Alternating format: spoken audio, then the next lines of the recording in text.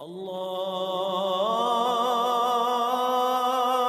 اکبر اللہ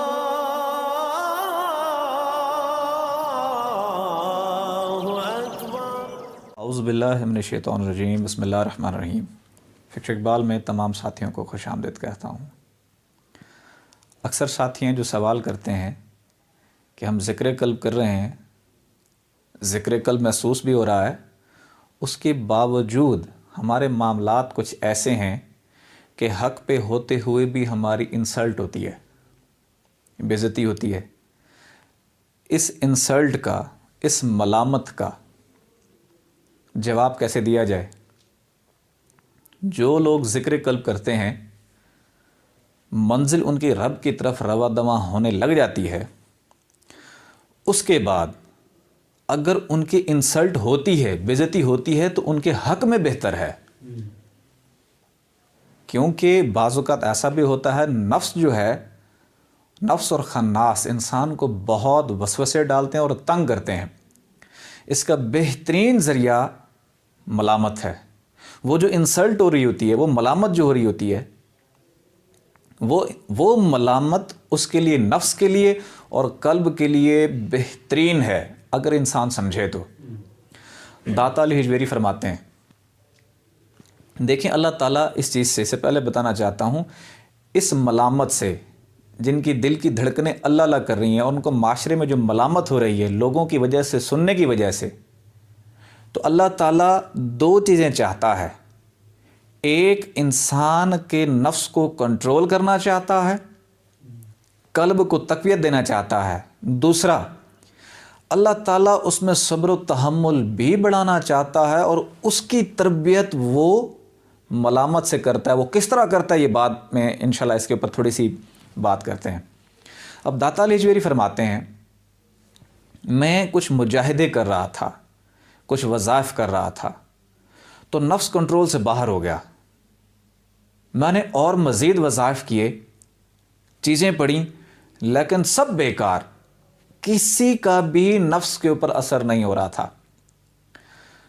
جنگل میں گیا ہوں، وہاں بھی کچھ نہ کچھ پڑھنے کی کوشش کی ہے، کچھ بھی نہیں ہوا۔ آخر میں نے گنج کرا دیا، ٹینٹ کرا دیا، اور ایک کشتی میں سوار تھا۔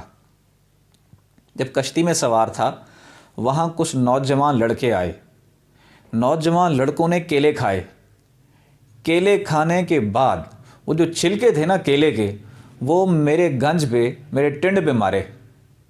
جب وہ یعنی کہ ایک ملامت ہوئی، تو داتا صاحب فرماتے ہیں میں خاموشی کے ساتھ بیٹھا رہا، میں نے ان کو کوئی رسپانس نہیں دیا اس ملامت کا۔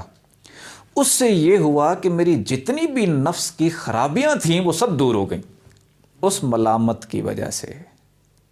ذاکر قلبی کو اگر کوئی ملامت ہوتی ہے تو اس کے حق میں بہتر ہے۔ ظاہری طور پر چیز ناگوار محسوس ہو رہی ہوتی ہے، لیکن باطنی طور پر نفس سدھر رہا ہوتا ہے اور قلب کو تقویت مل رہی ہوتی ہے۔ یہ ہے اس کا ایک مفہوم، ایک کیٹیگری۔ دوسری کیا ہے؟ دوسری میں ہمارے مرشد پاک کیا فرماتے ہیں؟ فرماتے ہیں اول سے ہی اللہ ہم کو آزماتا رہا۔ کیسے آزماتا رہا؟ اور خلقت میں بھی نشانہ ملامت بناتا رہا۔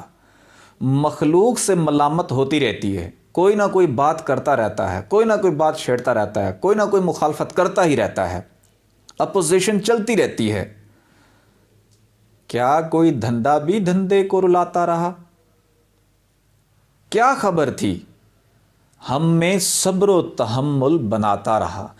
جس سے اللہ تعالیٰ کام لینا چاہتا ہے نا، اپنی ذات کے، اپنی محبت کے، راہ فقر کے، اس کو تھوڑی بہت ملامت ضرور دیتا ہے۔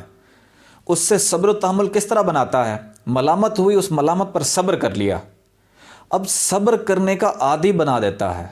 صبر و تحمل کو کیٹیگریز انسان کے اندر بناتا رہتا ہے، تربیت کرتا ہے۔ کل کو اس کی ڈیوٹی اس کی مخلوق کے اوپر لگ جائے، مخلوق گناہ گار ہے، وہ گناہوں پر جس طرح سامنے آتی ہے، یا جھوٹ بولتی ہے، یا کوئی ایسی حرکتیں کرتی ہے، تو تاکہ اس کے اندر اتنا صبر و تحمل ہو، ان کی سرزنش نہ کرے، فوراً ان کی پکڑ